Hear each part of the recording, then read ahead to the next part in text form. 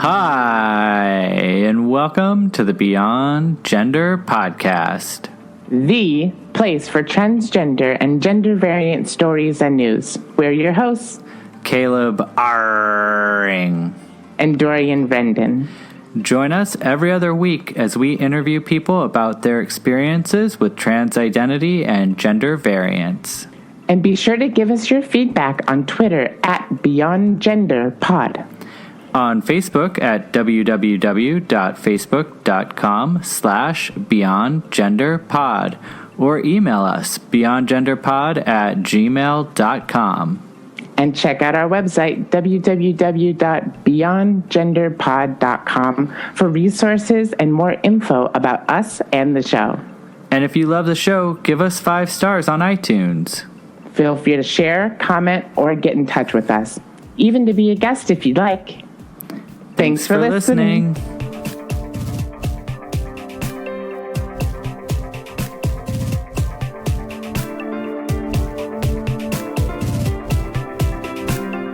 Hi, and welcome to another episode of the Beyond Gender podcast. We're super excited to have you with us today. We have a great episode lined up for you.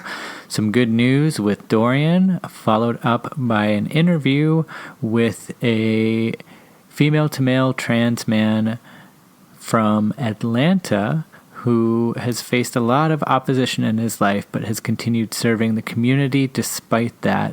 He has a really inspiring story that we will be sharing with you later on in this episode.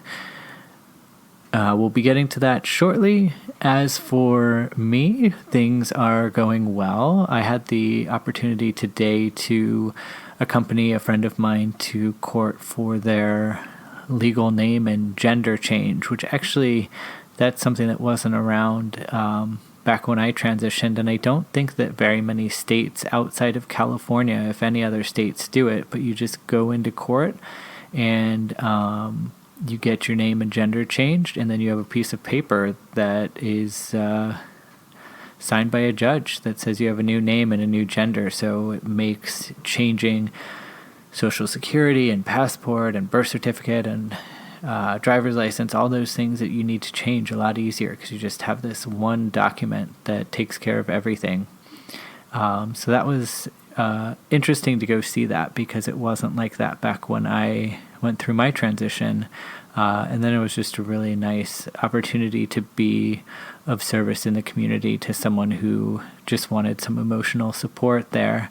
And I ran into another friend of mine who was there for his name and gender change. So that was pretty exciting. So all in all, that was a great morning. I'm sorry we're getting the episode a little bit later than usual today. It's just been a really busy day, and then before you know it, the day is almost gone and you still haven't posted your podcast. But I am dedicated to getting this to you guys every other Thursday. So yeah, so here we are. What else? Not a lot else has been going on. Life is going really great. Dorian and I, as always, are looking for more guests to be on the show. And so if you would like to be on the show, or if you know somebody who you think would make a great guest for the show, we love to have listeners on. So definitely reach out to us. You can get a hold of us by emailing beyondgenderpod@gmail.com. And if you reach out there, we can set you up with a time for an interview so that we can get you on the show. We're always looking for new people, new experiences, especially if you feel like maybe the guests that we have so far don't quite tell your story. We love to hear different things, different experiences. That I think is what really serves people. And the more we get different stories on here, the more people can relate to the show and feel like, when they listen, that there's somebody else out there who is like them. And that's really it from me for this week. I am going to hand you over to Dorian now for the latest news in the transgender community.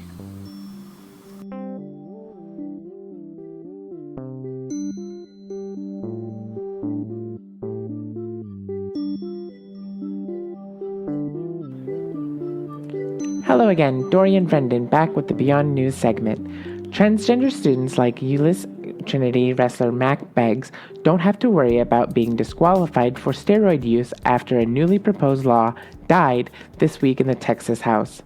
The legislation would have let the University Interscholastic League, the state's high school sports organization, declare athletes unfit to play if they're taking the hormone. Athletes with a doctor's prescription for a medical condition like gender dysphoria would still be at risk of disqualification under the bill. Portugal has announced it will ban surgeries on intersex babies. The news came as part of a discussion at the International Day Against Homophobia, Transphobia, and Biphobia Forum in Brussels. A federal court for the first time has ruled transgender people can sue under the Americans with Disabilities Act, despite the law's explicit exclusion of the claims based on gender identity. U.S. District Judge Joseph Gleason, an Obama-appointed judge in Pennsylvania, determined in a 6-page decision a case filed by transgender plaintiff Kate Lynn Blatt, filed against Cabela's Retail Incorporated, can proceed because she met the conditions of the 1990 law. According to a memo obtained by USA Today, leaders of the U.S. Armed Forces must report on their plans to begin accepting new transgender troops by July 1st, reports USA Today. Taiwan's constitutional court ruled in favor of allowing same-sex marriage, paving the way for the island to become the first place in Asia to legalize same-sex unions and cementing its status as a beacon for LGBT rights.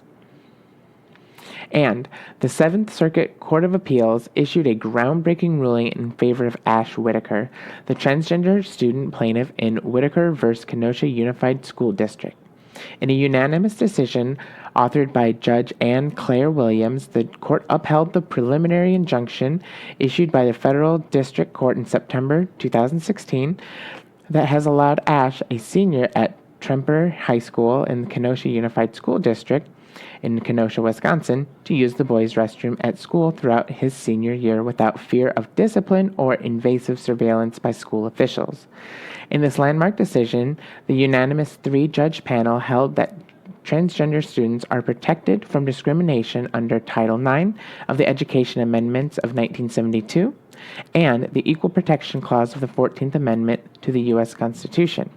The court agreed with the lower court's conclusion that Ash was harmed significantly by the Kenosha Unified School District's discriminatory practices that singled him out from other students, and that KUSD failed to provide more than sheer conjecture that permitting Ash to use the boys' restroom would harm anyone.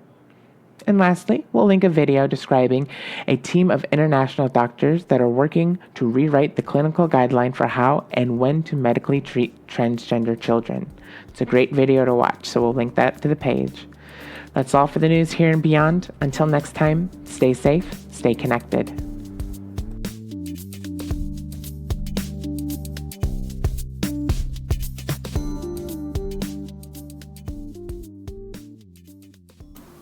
Thank you, Dorian, for this episode's news update. I love it when we have great news in the episode. Those are always my favorites, especially with the current administration. It's great to know there are still a lot of positive strides going on out there for the transgender community. So thank you again, Dorian, for that update.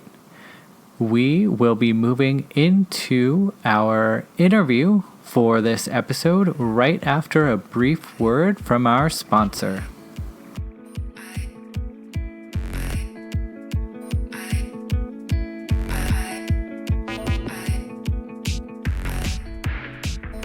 Today's episode of the Beyond Gender podcast is brought to you by LGBTQ Entrepreneur. If you are an entrepreneur and you're struggling to get clients in your business, LGBTQ Entrepreneur can help you. You can sign up for a free Get Clients strategy session and talk with one of the people at LGBTQ Entrepreneur. In these strategy sessions, you will have a 30-minute phone call where you will get crystal clear about what are the biggest struggles that you are facing in your business. You will also get valuable tips and strategies on how you can overcome the struggles that you're facing in your business. These strategy sessions have a $150 value but are being offered for free to Beyond Gender listeners. You can go to lgbtqentrepreneur.com/beyond and sign up for your free Get More Clients strategy session. Again, that is lgbtqentrepreneur.com, and we will have that URL in the show notes. So if you are an entrepreneur and you are looking to get more clients, make sure you click on there and sign up for your free Get More Clients strategy session. And now, on with the show.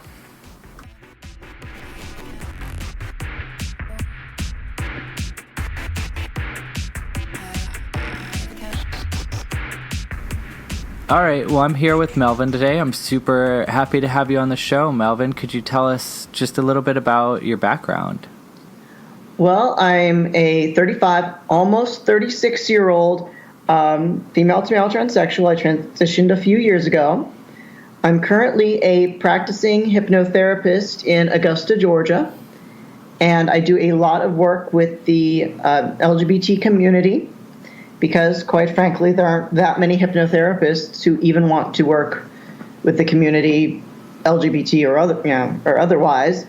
And well, quite frankly, in Augusta, nobody wants to work with the LGBT community either way.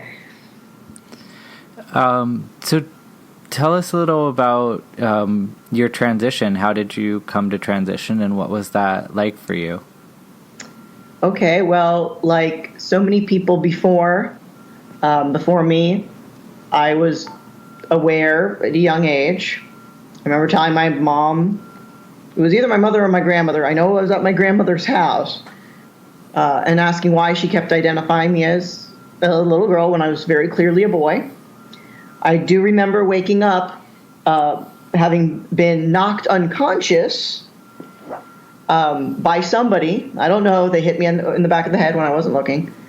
So I woke up on the floor. I remember that fairly clearly. I was probably maybe 3 or 4, not 100% sure. I kept everything very quiet, realizing this was apparently a bad thing to talk about. I did think I was probably one of the only people in the world. I think a lot of us tend to feel that way, especially. I was born in 1981. We didn't exactly have a lot of internet. And so I didn't know of anything like transgender, transsexual, or otherwise until the very, very early 90s, where my father and I would watch really, really weird movies, like Plan 9 from Outer Space. Ed Wood, the director of that, actually was, occasionally would cross-dress. So I started to learn that at least that type of thing happened. And my father, who is actually pretty homophobic and pretty transphobic, actually told me, well, actually, there are some people who want this, who are absolutely so convinced that they are the opposite sex, that there is actually some surgery that can be done. So I asked for a sex change at 10 years old in the early 90s. There were not a lot of female-to-males that were transitioning back then, first of all. Second of all, you never heard about it. We didn't have the internet, really. And my father told me, quite frankly, they can do it the other way, not your way. So again, I felt very, very alone. On about 20, I did learn that going, quote, my way, end quote, did in fact exist. By this time, I was already married to a very open-minded gentleman who married me because I was unlike any woman he'd ever met. Yeah, Frank, you're right. That's pretty accurate. And so at 20, I was like, I had been taught, I had a friend who was working on a thesis and was trying to teach actually the difference between sex and gender. I was like, I looked at him as he's teaching this. I said, you mean there are people that are like me?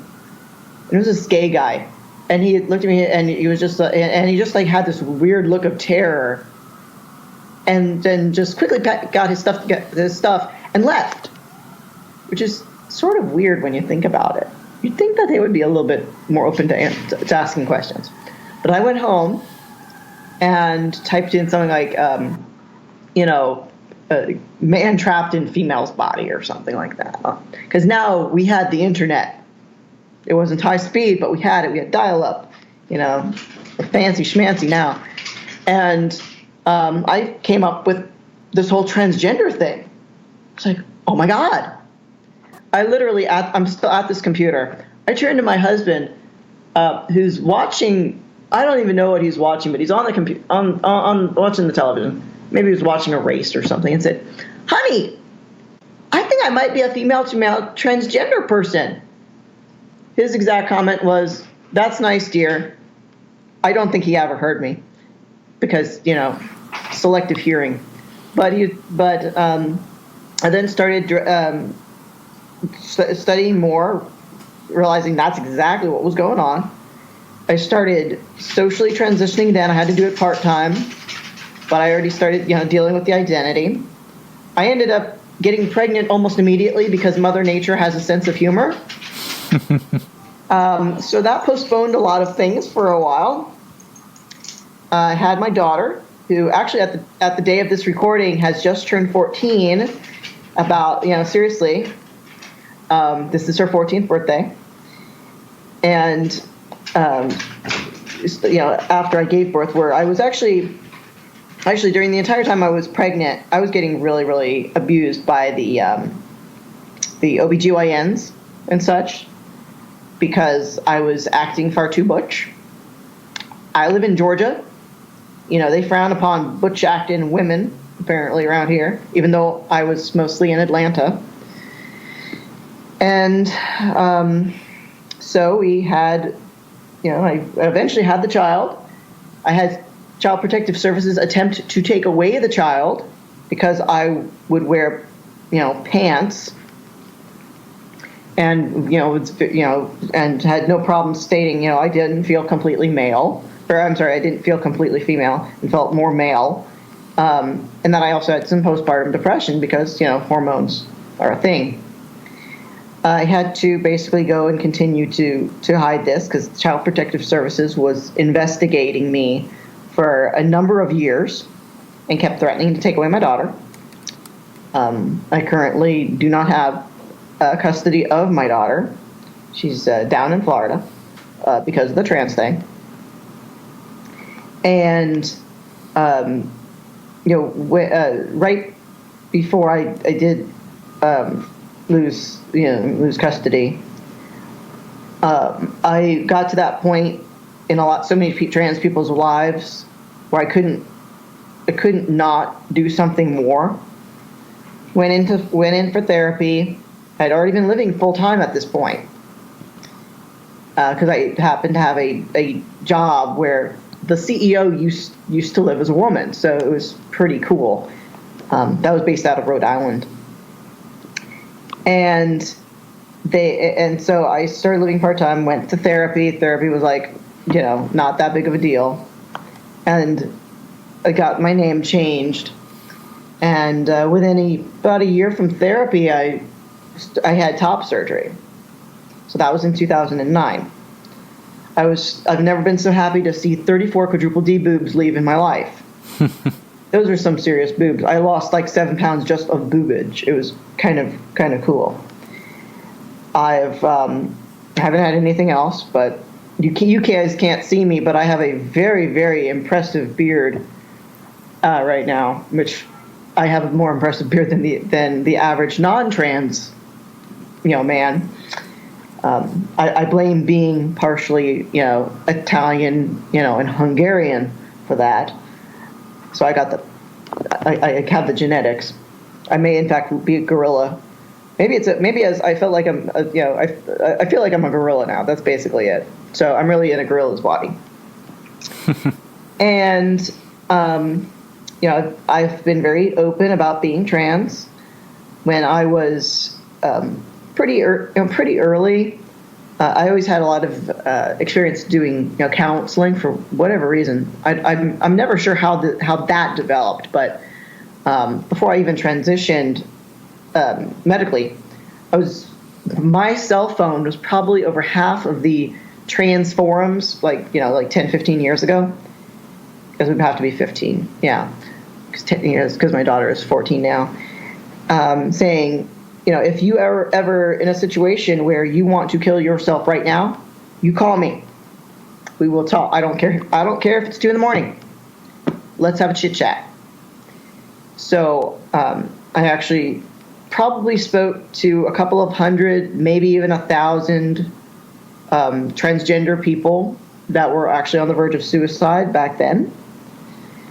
One person even, actually no, more than one person, maybe about half a dozen people had this one therapist who was also trans, but the trans person was a self-hating trans person and was telling his clients who were coming to him for gender stuff to go kill themselves.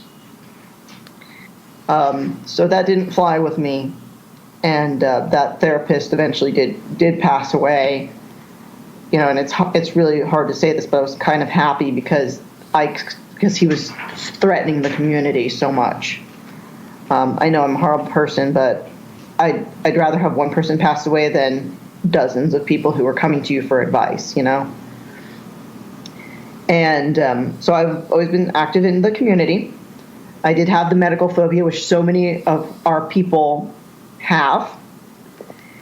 And I actually didn't want to go into medicine for a very long time, but I was working on my medical phobia. And when I was at the hospital one day trying to actually kill the phobia, and as I'm leaving, I get a call from a friend of mine. His name's Sammy, telling me that a friend of ours had just passed away. It was a male to female, and she'd been having this really weird issue with her throat. And, after a few weeks, what are you going to tell somebody who has a throat problem? Go see a doctor. I don't care, just go. You have no excuse not to go. It could be something serious. She was in Arkansas. So, and I'm not saying that all people from Arkansas are transphobic. I'm not. But she got laughed out of at least 3 waiting rooms, not able to see the doctor. Something like 8-9 months later, she finally saw somebody, because she had insurance, she had an HMO, so she had to keep having the insurance company give her a different doctor and give her approval and a waiting list. By the time she actually saw Dr. 4, who was willing to examine her for this throat problem, turned out she had stage 4 throat cancer. And she was dead the next week. So I ended up wanting to go into medicine. I applied to medical school. After 4 rounds of applying and 3 MCATs and all this other mashugana, that means basically craziness in Yiddish, I finally did get accepted. And I was promptly given a lot of harassment for being transgender in that school. I was basically sexually assaulted due to being trans. I was beaten up due to being trans, sometimes even on my campus. Nobody really cared. And I ended up having to leave medical school. And because, just like so many other trans people, I do have that anxiety problem for so many reasons. A gay therapist, they assigned me to this gay therapist in medical school because he was the only person doing LGBT issues. And he suggested hypnotherapy, which I was not really keen on that idea at that time. I did learn more about it eventually, found a different therapist, and went to that therapist because Bill I no longer could see because I was out of medical school. Though if he ever goes into private practice again, I'm going to consider joining him. and went to hypnotherapy. It fixed so many of my problems, my anxiety, my phobias. I'm much more relaxed than I've been in years. So when I went to hypnotherapy school myself, we realized that I could still be helping the trans community. And there aren't a metric ton of, people in this area especially that even want to deal with transgender people. We have the Equality Clinic, which is great, but you have to be under a certain pay scale for that. A certain salary. So a lot of people are still not getting served, and they don't offer a lot of things that they really should. And I realized that not only, of course, could I be seeing clients in Augusta, because I'm now, a mental health counselor. Not only can I do that, of course, see them here, but so many people have, other issues that need to be discussed, whether it's with a therapist, with a hypnotherapist, or whatnot.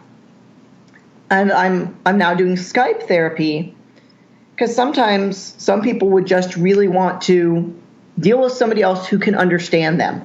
I can understand someone not liking medical people because they're trans. I was there. I can understand people being uncomfortable discussing stuff like, that's very sensitive, like gender issues, sexuality issues. I had somebody last night who, not last night, two or three nights ago, that, needed to talk, and it was about some very sensitive stuff, and they didn't need me necessarily as a hypnotherapist, but they knew I was trans, so they just came to me and talked about that. The fact I was a therapist was a bonus. So I was able to talk this person through some issues. They were not 100% sure, but there's some gender questioning going on, so I don't really want to give a pronoun. And that this is one of the things that I do now. I like my job. I can help people, and it gives me a little bit of a sense of purpose, being able to help my community in whichever way they need help. That's awesome. And then for our listeners who don't know, what exactly is hypnotherapy? Hypnotherapy in the, most people are thinking, stage hypnosis. I promise you, I don't in fact have a pocket watch yet.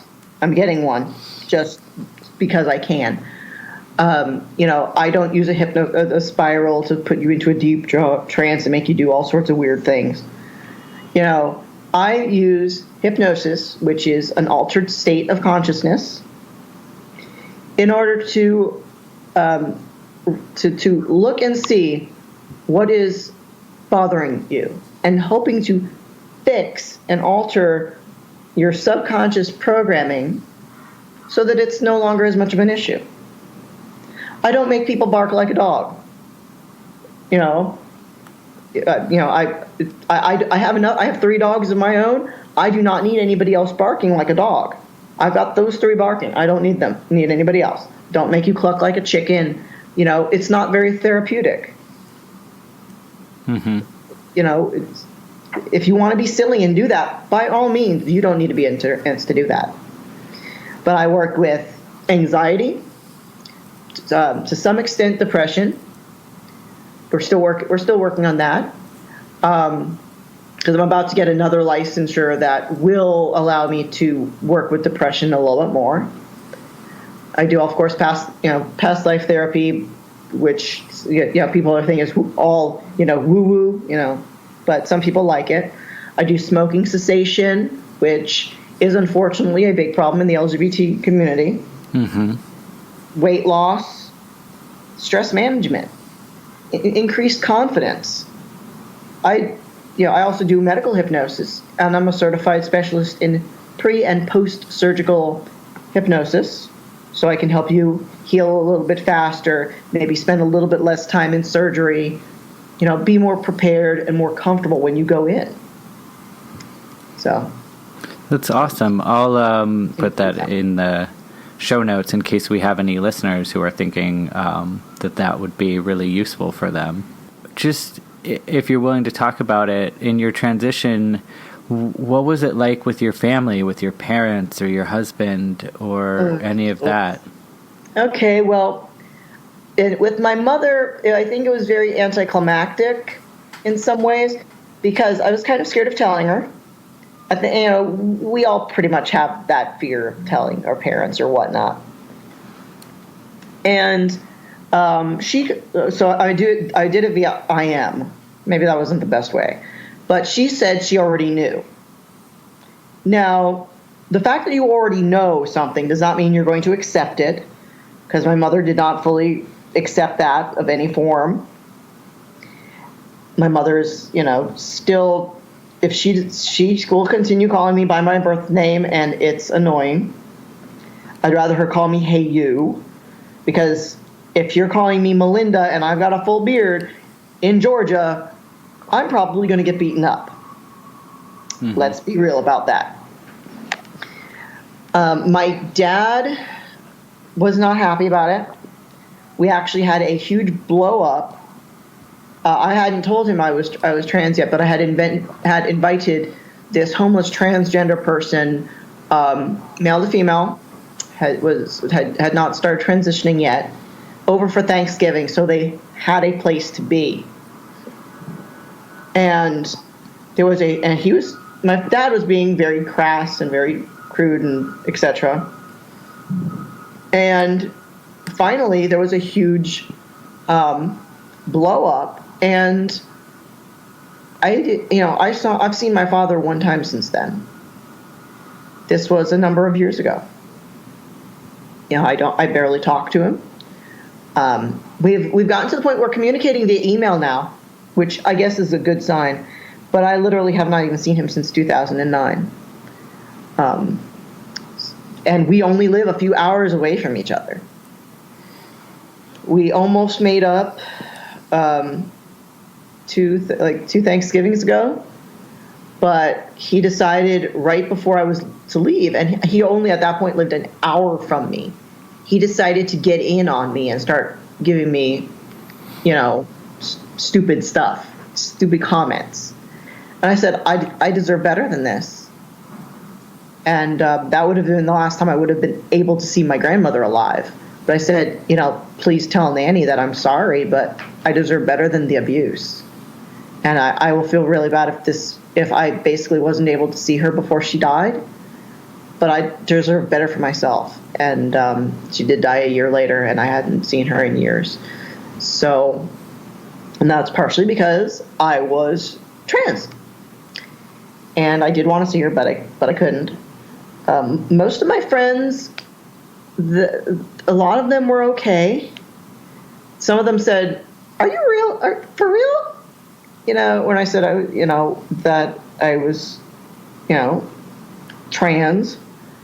But then they said, well, honestly, that kind of explains a lot. So I was very lucky I didn't lose that many friends over it. My husband misses my boobs. In all fairness, he's a straight guy. He says my plastic surgeon was the last person to see my boobs alive. I'm like, at least we can get a good laugh out of it. We've been married almost 18 years. And the past, several years of that has been after transition. So he's much more relaxed. His family hates me, has been wishing me death, has threatened myself and my daughter simply because they don't like me, in no small part because I'm LGBT. They barely tolerate the one of them is really cool. He has 3 sisters. One's really cool. She has a lesbian daughter. The other 2, not keen on the lesbian daughter, their lesbian niece. Absolutely, and one of them absolutely hates me because of being trans. And, I mean, who threatens their niece with death? And then she threatened to, like, kill my entire family just because they produced a transgender person who happened to be married to her brother. So I keep myself on guard anytime I know that woman is around. Mm-hmm. Yeah. You have to. Yeah, because, I mean, she's threatened my mother, who also doesn't like trans people. My grandmother, who was also not keen on this transition thing either. My grandmother will at least come around a little bit. The one that's still alive. Obviously, the dead one never got a chance to ever meet her grandson. So that was, a thing. And my mother still does not understand why Dolores hates my daughter and her and the family so bad. When my mother's like, dude, I don't like you, So I've stopped trying to understand my family. But I guess now there's you see a reason why I don't hang out with them very much. I don't speak to them very much. Speak to my maternal grandmother. I mean, I don't even get a chance to talk to my daughter because of this.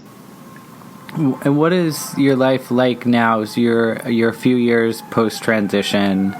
It sounds like you had some problems in medical school, but you've settled into the hypnotherapy, and it seems like that's really treating you well. So what is life like for you now? It's much better. Hypnotherapy, I went to a school called Hypnosis Motivation Institute. They're pretty open-minded. They're based out of LA. I don't get any crap about being Jewish. I don't get any crap about being trans. I just generally don't get that much. No stuff one way or the other. In theory, they have a class on trying to how to get certified in transgender hypnosis, and I'm like, I could teach that class and probably better than you. I've been doing counseling for now going 10, 15 years. Mostly on a volunteer basis.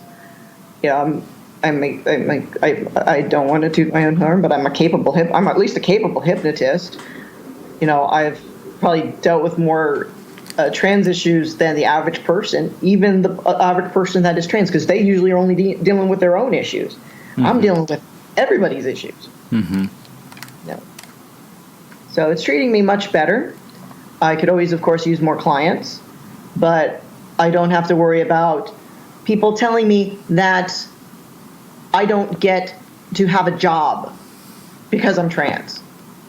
Which, in Georgia, you can be turned down for a job because you're trans. Mm-hmm. Georgia is the Bible Belt. The worst I do is get told that, that I'm sinning and going to hell. That's nice. Okay. And your point? Since I don't believe in hell and I'm an observant Jew and there are 6 different genders in the Talmud, which is one of our holy books, I'm not worried.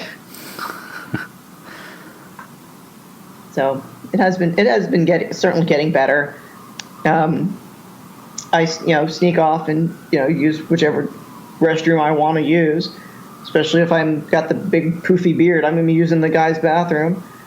I try to avoid the various Carolinas, especially, was it North Carolina, who's telling me I have to use the ladies' room? Mm-hmm. Fuck with that. Yeah. What you gonna do? I have a passport that says male, but I have a driver's license that says female. I have no problems going into the women's bathroom and saying, okay, you're telling me I have to use the bathroom here. Here you go. Fight with me. Fight me, bro. So I'm that type of person. If I have to use, if they want to fight what bathroom I will use, I will happily go in the women's bathroom just to make them very, very uncomfortable. Mm-hmm. And I can do that with my big poofy beard.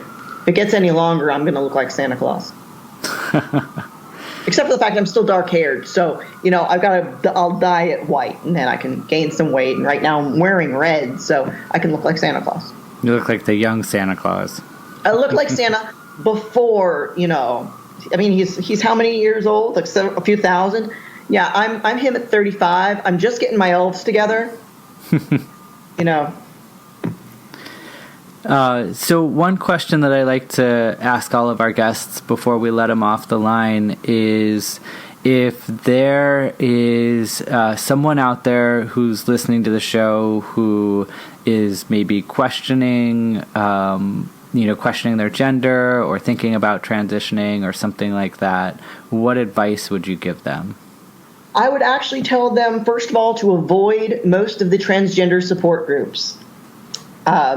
And I will tell you this, there is a reason I will tell you this. Most of them will make you depressed. Most of them are not very helpful. Find one other trans person that you connect to. Just one. Make sure they don't have Napoleon syndrome or, little dick syndrome, especially amongst the female to males. Find people that you want to be like, that are nice human beings, and talk to them. Just say, I've got some questions. You're the right type of person to ask. And, of course, ask them first if you can ask the questions, because, that's always an intelligent thing to do.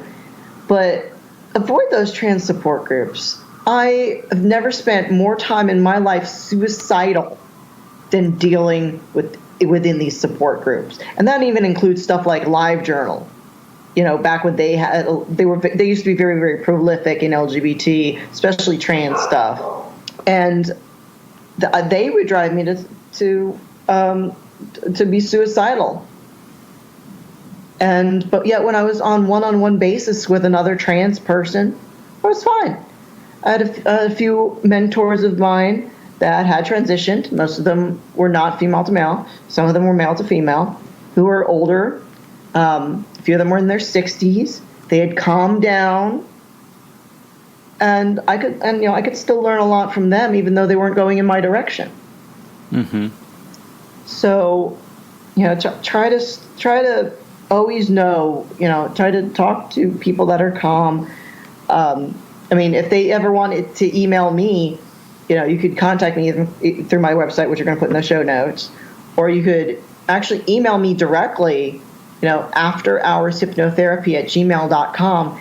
And I'm happy to get on Skype with you and chit-chat with you for, 30 minutes to an hour. I know what that was like. I just want to make sure that nobody gets hurt. Mm-hmm. And I don't like how I was pregnant and had a trans support group. I was treated so badly. I was chased and almost beaten up by other transgender people. That's not right. Mm-hmm. I was in a emotional enough position, shall we say? Yeah, absolutely. Well, that's great. I will put your email address in the show notes too, and okay. If there's anybody listening who needs someone to talk to, that'll be a great opportunity for them. Thank you so much. Oh, you're very welcome. I'm happy to help. Great. Well, thanks so much for being on the show.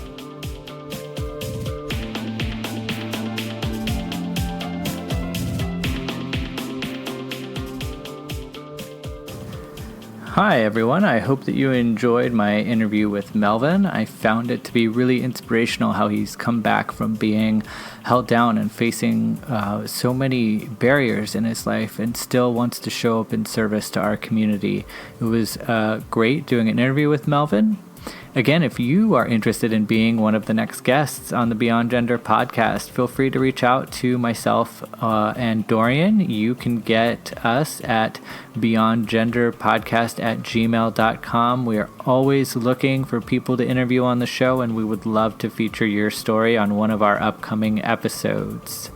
We will be back here in 2 weeks with a new interview, new news, and new interesting stories for you. So we'll see you back here soon.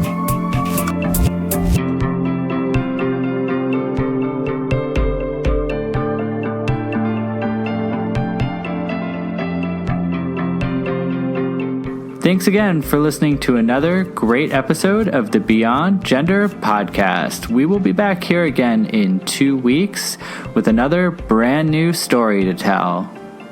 If you want to learn more about news or the people and projects we spoke about, check out beyondgenderpod.com as always.